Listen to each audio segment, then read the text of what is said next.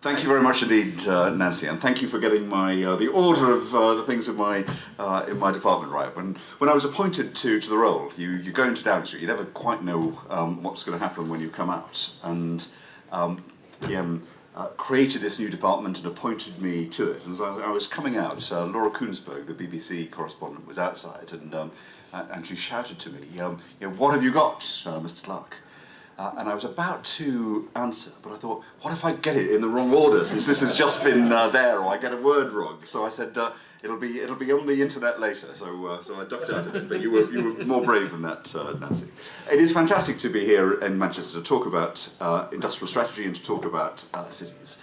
I, for all my time in government and long before, have believed that the places, the cities, the towns and the counties of our country have a huge role to play in our economic future, and a role that I think for the best part of 100 years has been not only neglected but actually positively suppressed as powers were taken away, stripped away from great cities like this and invested in London SW1. And I think that has been at the cost of the dynamism of local economies, and actually has been at the cost of national prosperity as well. If I think back to my hometown of Middlesbrough, created by the ironmasters Bolko and Vaughan, described by Mr. Gladstone as the infant Hercules, so powerful was it on its rise. There was no question of asking permission of central government to grow, to establish new industries, to lay out the infrastructure, the housing, the institutions that became part of this town. It got on and did it, and innovated and created a future for itself and its inhabitants. And of course, even more so, I have to concede, in this city of Manchester, described as by Asa Briggs as the shock city of its age. So far was it from meekly seeking permission from Westminster and London to do what it did.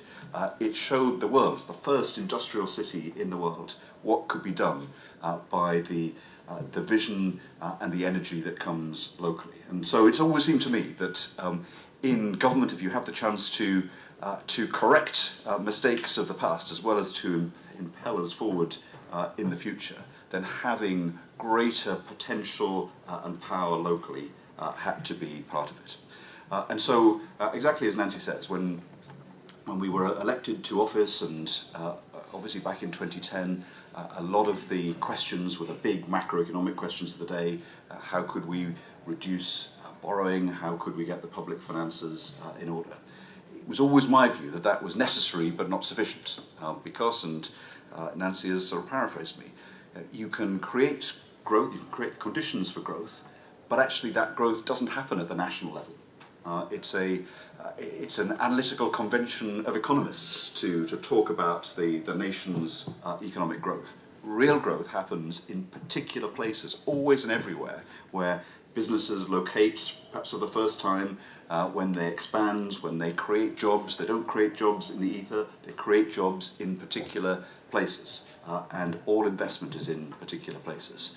And so it seems to me that you should have a very intense interest in those places, because just as a national economy can be a good place to invest and a good place to grow, so local economies can be places that furnish the opportunities for innovation, for growth, for entrepreneurship, for learning, for discovery.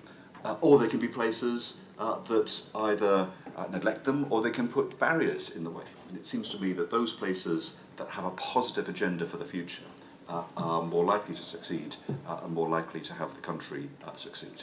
Now, in many ways, when I was appointed Minister for Cities and embarked on this programme of city deals, devolving through an agreement between central government and local places, powers and resources, I can't pretend that it was entirely original, because we looked at Greater Manchester and saw what was already the approach of the partners, the local authorities, the businesses, the universities here in the city, and what a positive effect was already being felt. The before the Greater Manchester Combined Authority came into effect, the boroughs of Greater Manchester, despite the fact that they at that time were controlled by three different political parties, Labour, Conservative and Liberal Democrat, had a really good record of working together to recognise that the place that is often called Manchester, but is across Greater Manchester, crossed the administrative boundaries that had been inherited and involved people working together.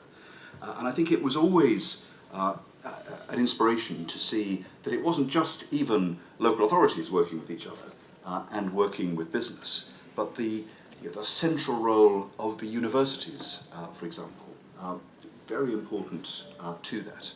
And Nancy's leadership that she's given to the local and the national economy has been absolutely essential to that.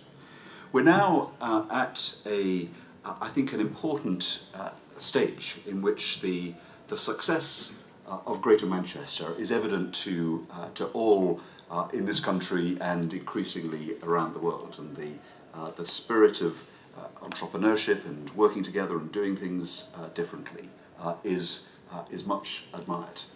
The spirit of personal leadership that has been displayed here in the city, whether by the councils, by the universities, and now we have the Metro Mayor, Andy Burnham, as a figurehead for the city internationally. That's always been evident.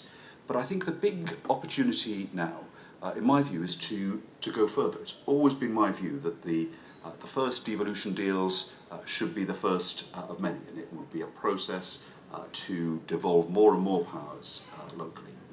And the second, I think, opportunity before us is through the industrial strategy that we've been developing. It won't surprise anyone on this panel who know me well to know that given the opportunity to bring together a view of how our future economic success can best be propagated, that actually to give a very clear role for place in that was going to be essential. And we're going to do that, and I must say the response to the Green Paper, the consultation paper that we've had to the development of the industrial strategy has been overwhelmingly positive, especially on this point of place. So I think we have, as Nancy might have indicated, a consensus, pretty universal in the country, that this is a time in which we should be empowering cities like Manchester and others around the country.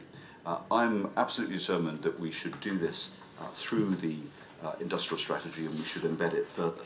But in so doing, part of the point of creating and encouraging institutions is that increasingly, as they develop and have experience, they will be increasingly muscular and demanding that some other rights and responsibilities and budgets that have been taken away by Westminster over the years should be demanded with some force to be returned. And that was very much part of the intention. So I hope that the debate will be vigorous, not just tonight, but in the years ahead, so that the progress that I think everyone here in Greater Manchester can't help but feel the sense of the buzz and energy that there is in the city, that we can build on that, so we can go from strength to strength.